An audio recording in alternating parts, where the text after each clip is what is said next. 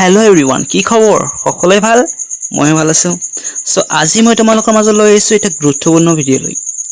আজি এই ভিডিঅ'টোত মই তোমালোকক ক'বলৈ গৈ আছো higher secondary exam, higher secondary যেটো ফাইনেল এক্সাম আছে, এই ফাইনেল এক্সামত কোশ্চেন কেনেকুৱা আহে। 1 নম্বৰী কেইটা কোশ্চেন থাকে, 2 নম্বৰ কেইটা থাকে, 3 নম্বৰ কেইটা থাকে, 5 নম্বৰী, 8 নম্বৰী কেইটা কৰি থাকে আৰু কোশ্চেন প্যাটাৰ্নটো কেনেকুৱা হয় আজি মই তোমালোকক এই ভিডিঅ'টোৰ মাধ্যমতে মই তোমালোকক কৈ আছো। মই লৈছো ইয়াতে 2023 এখন অসমীয়া কোশ্চেন পেপাৰ। আজি এই অসমীয়া কোশ্চেন পেপাৰ তোমাৰ ফুল মাৰ্কৰ হয় তোমালোকে সকলোৱে জানা আৰু পাস কৰিবলৈ 30 মাৰ্ক লাগিব। আৰু এই আমাৰ অসমীয়াত আমাৰ 1 নম্বৰী আহে আমাৰ 7টা। 1 নম্বৰী কোশ্চেন কেইটা আহে 7টা আহে আৰু 2 নম্বৰী আহে 7টা। 4 নম্বৰী আহে এটা, 5 নম্বৰী আহে 2টা আৰু যেটো কবিতা আছে সেই কবিতাৰ পৰা আহে 1 নম্বৰী 5টা, 2 নম্বৰী 5টা, 4 নম্বৰী এটা, 6 নম্বৰী এটা, 6 নম্বৰী এটা। আৰু বাকি যেটো ব্যাকৰণ আছে সেই ব্যাকৰণ সেইবিলাকৰ পৰা আমাৰ আহে যে 1 নম্বৰ 2টা আহে, 2 নম্বৰ 2টা আহে, 4 নম্বৰ এটা, 3 নম্বৰ 2টা আহে, তাৰ পিছত 1 নম্বৰ 6টা আহিব, 2 নম্বৰ 4টা আহিব আৰু 10 নম্বৰ এটা আহিব। এটা ৰচনা হয়। সো এনেকুৱা টাইপৰ আমাৰ কোশ্চেন প্যাটাৰ্নটো হয়।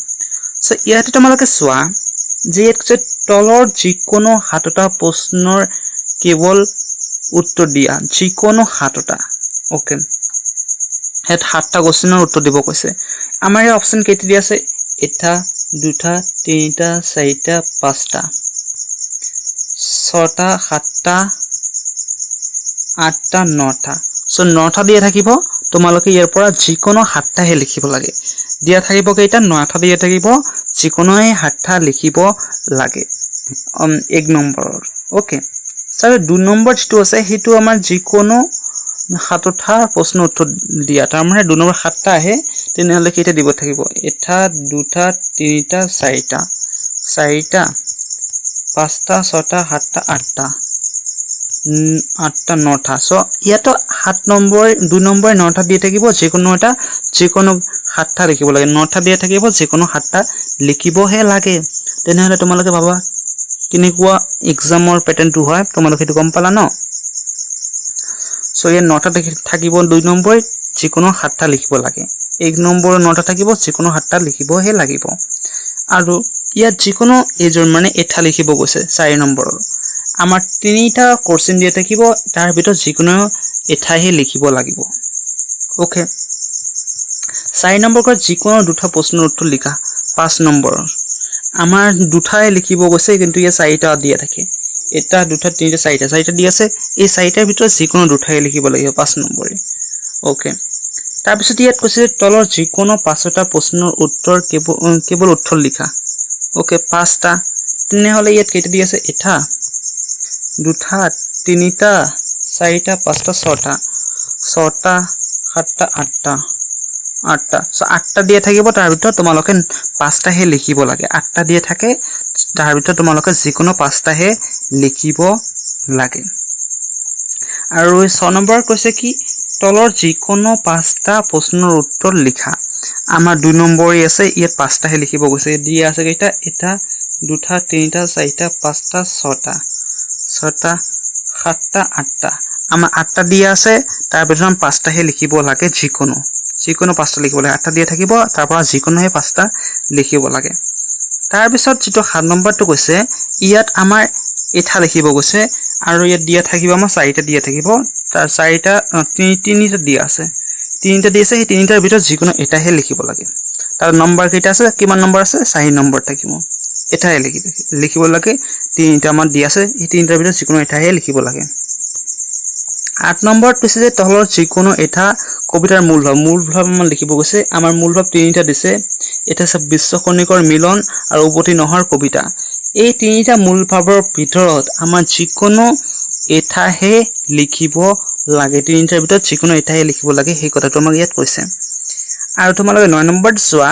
9 নম্বৰত কৈছে তলত যিকোনো 2টা প্ৰশ্নৰ উত্তৰ কেৱল উত্তৰ লিখা। ওকে, আমাৰ দি আছে এটা, 2টা।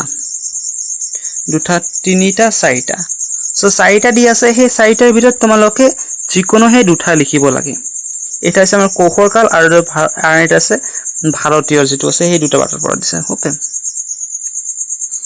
সেই দুটা বাটৰ পৰা আমাৰ চাৰিটা দিয়া থাকিব যিকোনো দুটাহে লিখিব আছে তাৰ পিছত ইয়াত কৈছে কি তলত যিকোনো দুটা প্ৰশ্ন উত্তৰ লিখা যে ইয়াত দিয়া থাকিব ইয়াত দিয়া আছে চাৰিটা দিয়া আছে চাৰিটা কোশ্চেন দিয়া আছে এই চাৰিটা কোশ্চেনৰ ভিতৰত আমাৰ যিকোনো দুটা লিখিব লাগে আমাৰ নম্বৰ আছে 4 নম্বৰ আৰু 11 নম্বৰটো চোৱা চমু টকা লিখিব দিছে যিকোনো এটা আমাৰ ইয়াত দুটা দিয়া আছে ইয়াৰ পৰা সেই দুটাৰ পৰা এটাহে লিখিব লাগে যিকোনো এটা লিখিব লাগে আৰু 12 নম্বৰত কৈছে যে আমাৰ যিকোনো দুটা আমাৰ দিয়া আছে তিনিটা আমাৰ তাৰ ভিতৰত আমাৰ যিকোনো দুটাহে লিখিব লাগে নম্বৰ থাকিব 6 নম্বৰ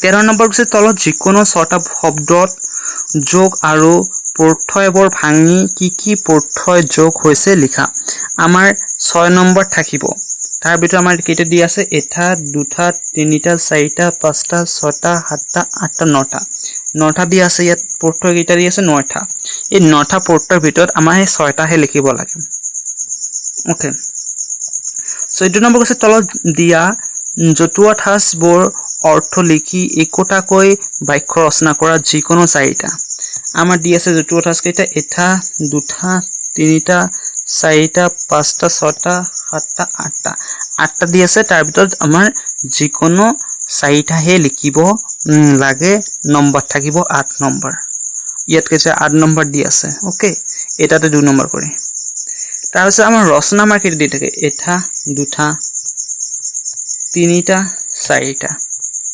চাৰিটা ৰচনা দি আছে সেই চাৰিটা ৰচনাৰ ভিতৰত যিকোনো এটাহে ৰচনা লিখিব লাগে নম্বৰ থাকে 10 নম্বৰ আৰু 2023 কোনটো ৰচনা দিছে অসমৰ কুঠিৰ শিল্পী